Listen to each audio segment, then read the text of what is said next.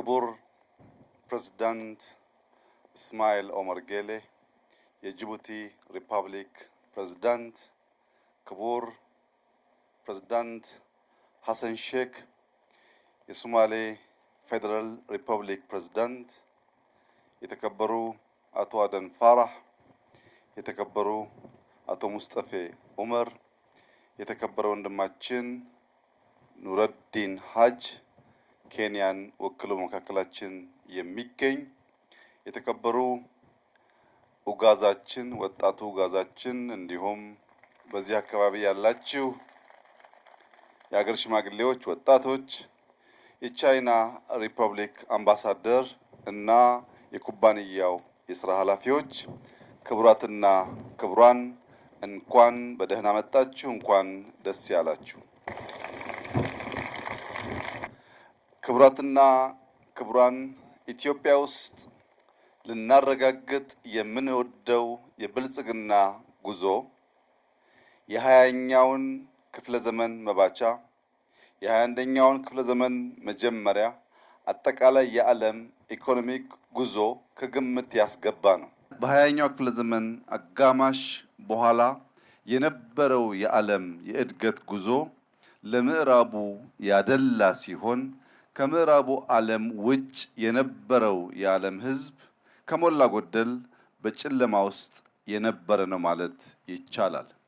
ያ የሆነበት ምክንያት ከሁለተኛው የዓለም ጦርነት በኋላ አጠቃላይ የዓለም ስትራክቸር፣ የዓለም ተቋማት የተገነቡት በዚያ ጦርነት ውስጥ ከፍተኛ ድርሻ የነበራቸውን ሀገራት መልሶ ለመገንባት ታሳቢ ያደረገ ስለነበረ የተቀረው ዓለም ሰከንደሪስ ነው ማለት ይቻላል። በዚያ ምክንያት እምብዛም እድገት የታየበት አልነበረም።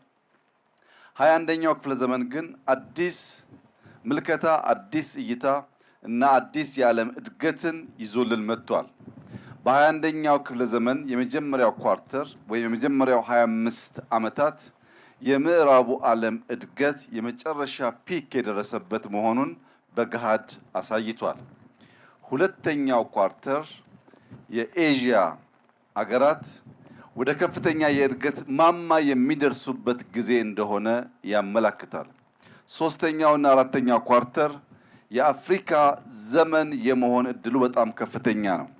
ይህም የሆነበት ዋናው ምክንያት ከ25 ዓመት በኋላ በዓለም ላይ ካሉ 4 ሰዎች አንዱ አፍሪካዊ ከመሆኑም ባሻገር በአፍሪካ ውስጥ ያለው ወጣት ጄኔሬሽን አሁን ያለውን የቨርቹዋል ዓለም በትክክል አንብቦ መጠቀም ከቻለ ለመስራት፣ ለመፍጠር፣ ለመስፋት እድል ያለው ወጣት ኃይል የሚኖረው በአፍሪካ ነው።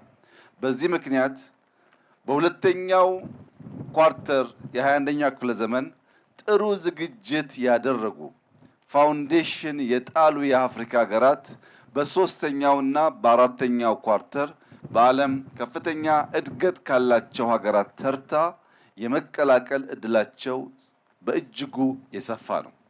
ይህ እድል በልጆቻችን መታየት እንዲችል የእድገት ፋውንዴሽንስ ለይተን እነዚያ ላይ ማተኮር ይገባናል።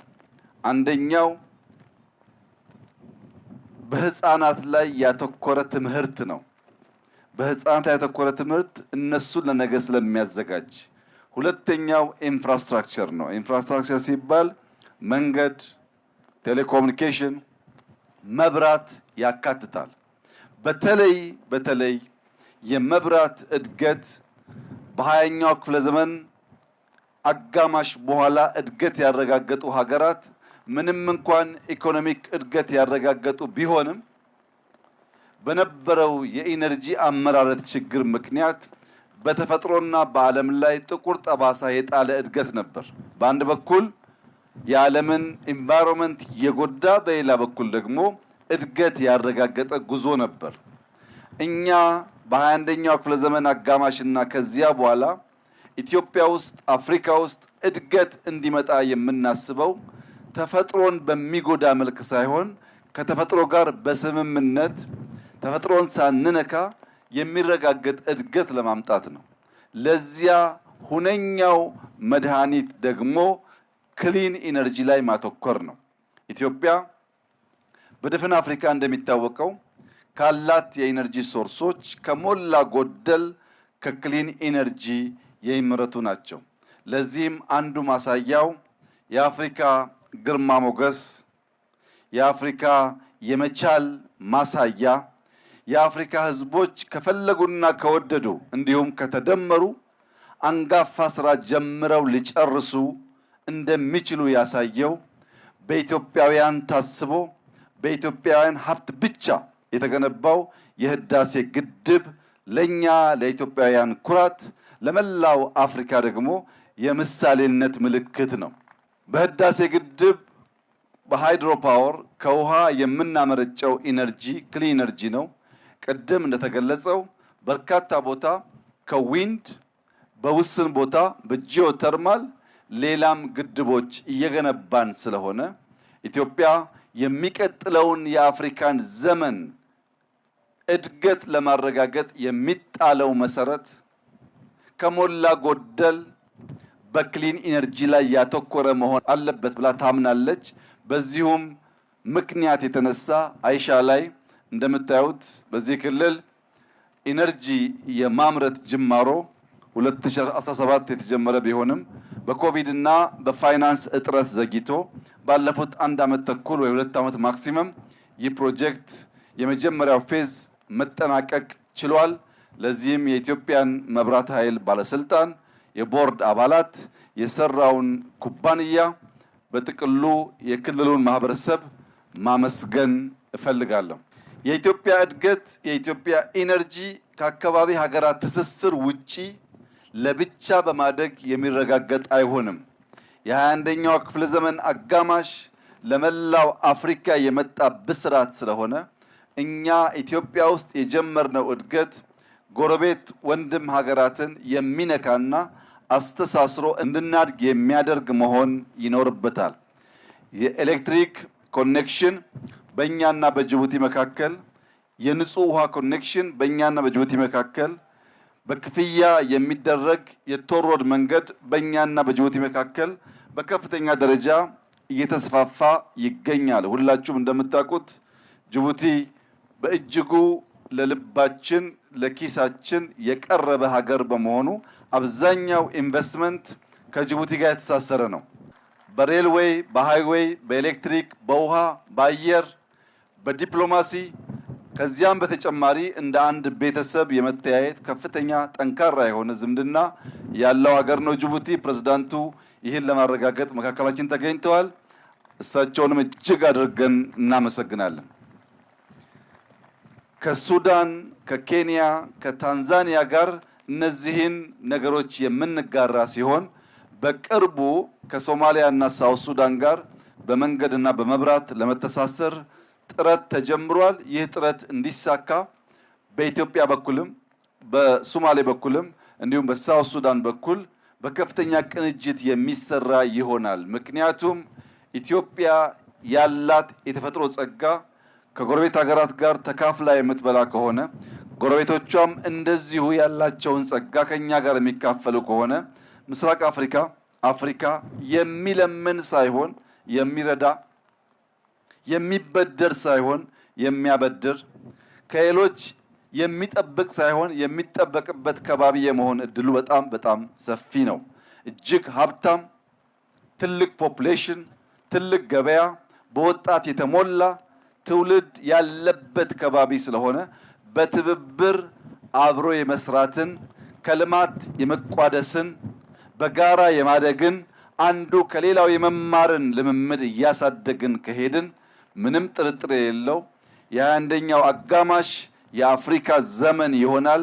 ያ የአፍሪካ ዘመን ማሳያ ፈርቀዳጅ ምሳሌዋ ደግሞ ኢትዮጵያ ትሆናለች። ይህን ለማረጋገጥ ዘርፈ ብዙ የልማት ስራዎች በኢትዮጵያ ውስጥ እየተከናወኑ ይገኛሉ። በከተማ ልማት ቅድም በጅጅጋ እንዳየነው በድሬዳዋ፣ በሐረር፣ በባህር ዳር፣ በጎንደር፣ በደሴ፣ በጅማ፣ በሐዋሳ፣ በአርባ ምንጭ፣ በአዳማ፣ በቢሾፍቱ፣ በነቀምት፣ በሮቤ በብዙ ከተሞች ከተማ ሞደርናይዝ እያደረግን ነው። የዚያ ዋነኛው ምክንያት የእድገት ማሳያው አንዱ አርባናይዜሽን እና ማህበረሰብን ከገጠር ወደ ከተማ ማስገባት ስለሆነ ዜጎቻችንን ከተሜ ለማድረግ ባለን መሻት ከተሞቻችንን ማዘመን፣ ስታንዳርዳቸውን ማስተካከል ቅድሚያ የተሰጠው ስራ ነው። ከከተሞች በተጨማሪ በግብርናው ዘርፍ በዚህ ዓመት 1.3 ቢሊዮን ኩንታል ምርት ለማምረት አቅደን ባለፉት 6 ወራት 999 ሚሊዮን ኩንታል ወይም 78% ከዓመቱ እቅድ በ6 ወር ብቻ ማሳካት ተችሏል። በግብርናው፣ በከተማው፣ በማይኒንግ፣ በኢንዱስትሪ፣ በቱሪዝም ከምናመጣቸው ውጤቶች በተጨማሪ በዋና ዋና ሴክተር በምናደርገው ኢንቨስትመንት ኢንፍራስትራክቸር እንገነባለን። ከነዚህ ውስጥ አንዱ የክሊን ኢነርጂ ነው። ዛሬ በአይሻ ያስመረቅነውን በቅርቡ በሌሎች አካባቢዎች እንዲሁ እያስመረቅን እንቀጥላለን። እንዲሁም የኮይሻ ፕሮጀክት ከአንድ ዓመት ተኩል በኋላ የሚጠናቀቅ ይሆናል። እነዚህ ሁሉ የክሊን ኢነርጂ ኢንቨስትመንት በዓለም ደረጃ ለኢትዮጵያ እውቅና ያሰጠ በመሆኑ ኮፕ 32 ወደ ኢትዮጵያ መጥቶ በኢትዮጵያ ምድር እንዲዘጋጅ የተወሰነበት ዋነኛው ምክንያት ኢትዮጵያ በግሪን ሌጋሲ ሪቨሮቿን በማጽዳት በክሊን ኢነርጂ አጠቃላይ ኢንቫይሮንመንት ላይ በምትከተለው ፖሊሲና ባስገኘችው ውጤት ዓለም ስራዋን ሬኮግናይዝ ለማድረግ ዓለም ስራዋን ለማበረታታት ኮፕ ወደ ኢትዮጵያ እንዲመጣ ወስኗል።